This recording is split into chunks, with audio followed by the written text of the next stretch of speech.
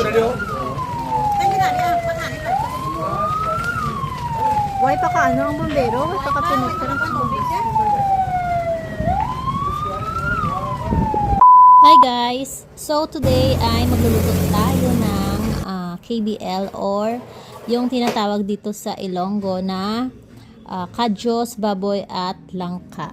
So yan yung ating mga ingredients. At ayan na nga ang ating first step ay ihawin natin itong ating baboy. At fast forward, eto na, magigisa na tayo ng bawang at saka sibuyas.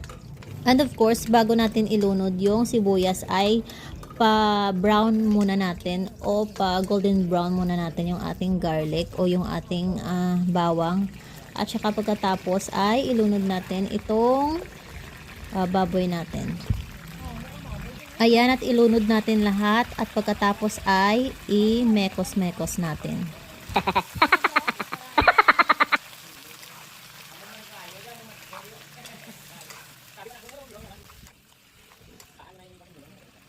At pagkatapos nating i-mekos-mekos guys ay lagyan na natin siya ng asin at ilunod na natin yung ating kadyos. Pagkatapos ay lagyan natin siya ng tubig bago yun i-mekos-mekos muna natin ulit.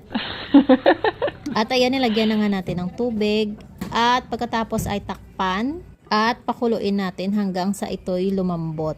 2 beses pa pala siya naming nilagyan ulit ng tubig guys kasi hindi pa siya malambot.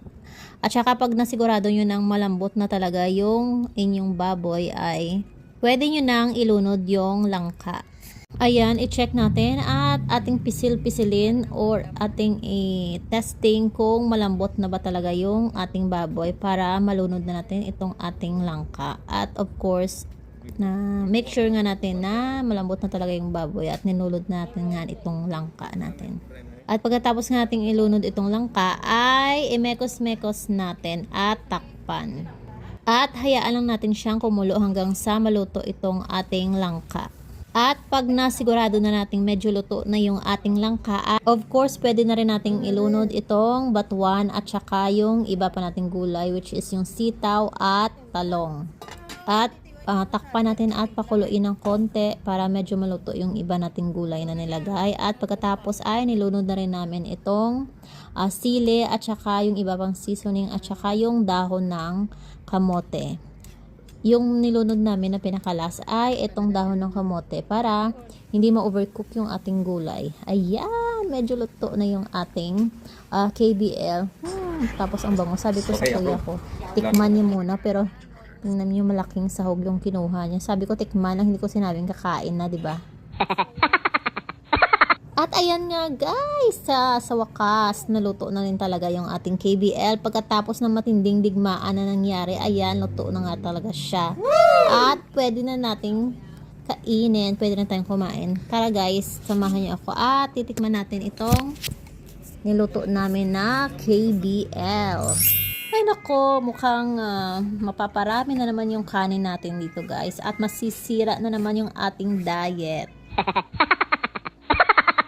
Pero alam niyo, merong twist itong KBL natin dahil kanina habang nagluluto kami ay nagkaroon ng sunog dito dito sa sa harapan namin kasi nagsunog daw sila ng damo at saka kumalat yung apoy kasi nga 'di ba tanghaling tapat at grabe yung init kaya siguro kumalat yung apoy dahil sa tindi ng init guys. At muntik pa talagang masunog yung ating niluluto dahil nga syempre nakimarites din tayo doon. Mabuti na lang talaga guys at malapit lang yung fire station dito at natawagan kaagad nila yung bombero at hindi na masyadong lumaki talaga yung apoy kasi sa katabi ng mga damuhan na yan ay marami pa namang kabahayan dyan sa likod kaya mabuti na lang at walang nasaktan at walang bahay na napinsala itong sunog o itong paglaki ng apoy. Pero syempre, ito nga yung nangyari pagkatapos ng naapula na nila yung apoy. Ayan, napakaraming lilinisin.